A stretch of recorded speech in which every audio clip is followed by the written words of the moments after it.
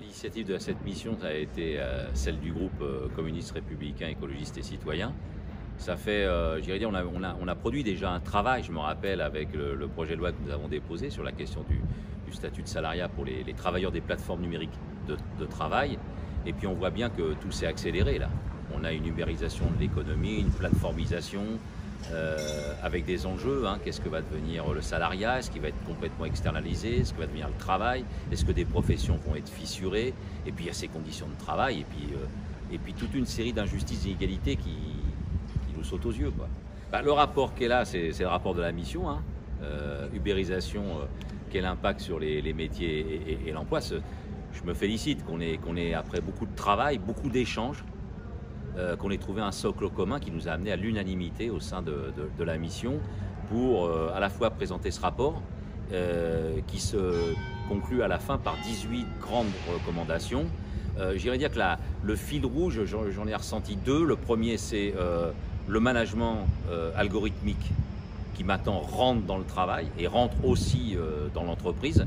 Et donc nous avons beaucoup travaillé sur cette question et nous voulons que le management algorithme rentre dans le code du travail, voilà, qu'il soit encadré, régulé.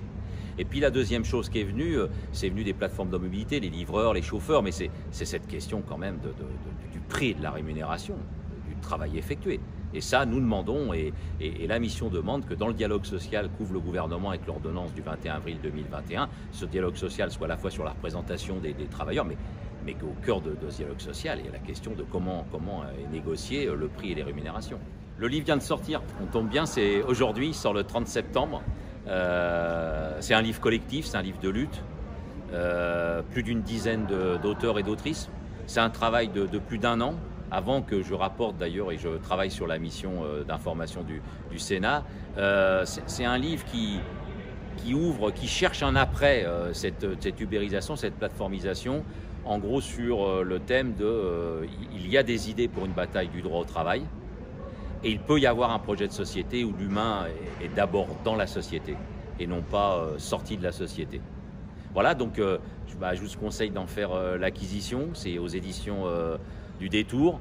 Je vais commencer dès ce week-end, aller me rendre dans les Hautes-Pyrénées par exemple, pour aller débattre et faire connaître ce travail. Ce nouveau modèle économique et social qui commence à faire beaucoup discuter. On voit bien que les algorithmes numériques, ça va du début de la vie jusqu'à presque la fin de la vie. L'éclairage le plus connu, c'est Parcoursup, qui est quand même une chaîne de responsabilité pour sélectionner les étudiants. Et là, il y a cette chaîne de responsabilité pour définir des prix, la relation au travail, les conditions de travail. Et donc, ces plateformes c'est du capitalisme de plateforme. C'est un capitalisme qui s'est redéfini. Et il y a eu des moments politiques, sociaux forts. Je pense notamment à la crise de 2008-2009, ce qu'on a appelé la crise des subprimes, où beaucoup d'hommes et de femmes se sont interrogés comment j'ai un complément de revenu ou comment je vais chercher un projet qui m'amène à un autre revenu. Et puis il y a cette décision politique sous l'ère Sarkozy où le ministre Novelli crée le statut d'auto-entrepreneur. Voilà, ça a été le levain pour ces plateformes numériques. Évidemment, c'est un moment d'étape, ce rapport de la mission, ce livre, et puis sûrement qu'il y a d'autres initiatives, mais c'est des moments d'étape pour d'autres combats d'idées.